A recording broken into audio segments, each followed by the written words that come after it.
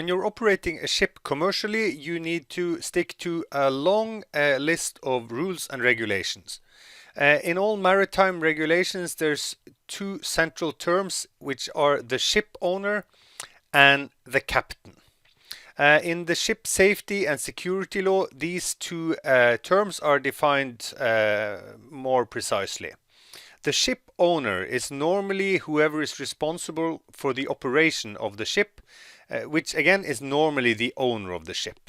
And the ship owner has a duty to make sure that the building and operation of the ship is in accordance to laws and regulation, and that the ship captain and the other people who are working on board the ship follow the applicable regulations. The ship owner has a duty to make sure that any demands in laws and regulations are fulfilled, except from in some cases where the ship captain has an independent duty to make sure that these regulations are adhered to. The ship captain means whoever has the highest responsibility on board the ship. And the ship's captain has an independent legal responsibility to operate the ship in accordance to laws and regulations.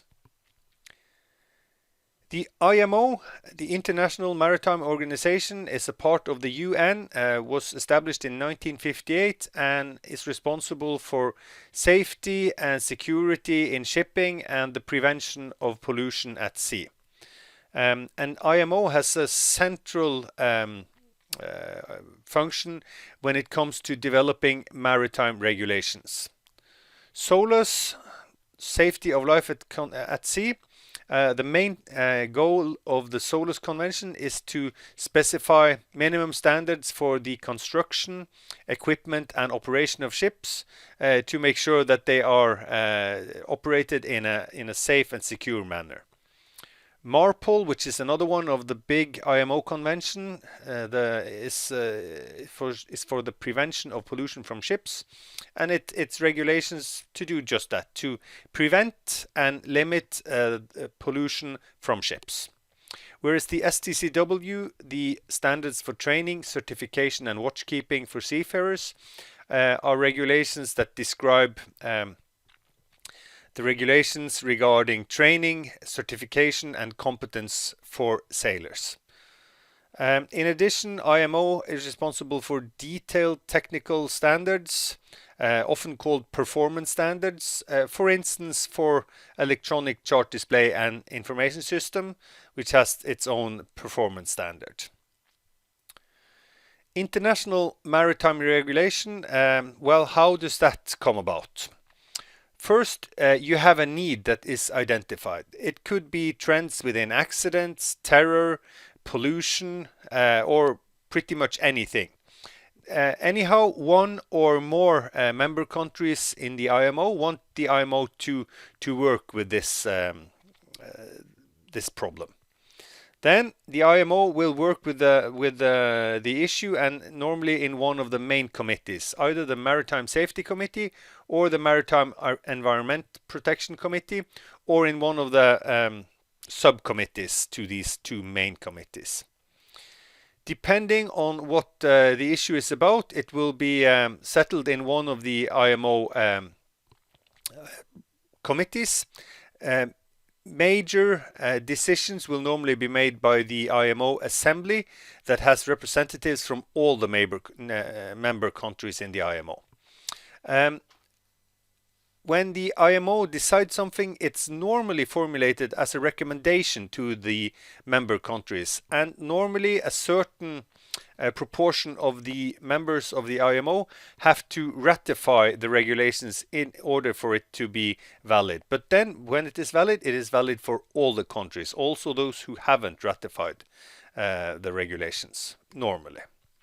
In Norway, in most cases, it's the Norwegian Maritime Authority that is responsible for putting new international regulations into the Norwegian regulations. New regulations from the IMO can cause changes in laws, in regulations, or in circulars. Some matters may be taken up to the Parliament for decision, but most will be settled at the lower level in the Maritime Authority, for instance. And then it ends up in Lovdata, which is where we go when we look for regulations. Norway has ratified all the major IMO conventions. However, an international convention cannot be made valid directly as Norwegian law. You cannot say that everything that is in SOLAS is Norwegian regulation, just read SOLAS. No, the rules in the IMO conventions have to be taken into different Norwegian laws and regulations. We normally find it in Lovdata. In addition to requirements from IMO regulation, Norway can make their own national regulations. However, national maritime regulations should not be in conflict with international regulations, but national states are free to have stricter requirements than the international requirements. And the D6 certificate is an example of such regulations. It's a certificate that is not fully compliant with the STCW, and it's limited that it's only valid in Norwegian waters. When we are trying to find answers to legal questions in the maritime area, we primarily have to look into Norwegian laws and Norwegian regulations. And we use Lovdata. That's it. At all times you will find updated laws and regulations in Lovdata.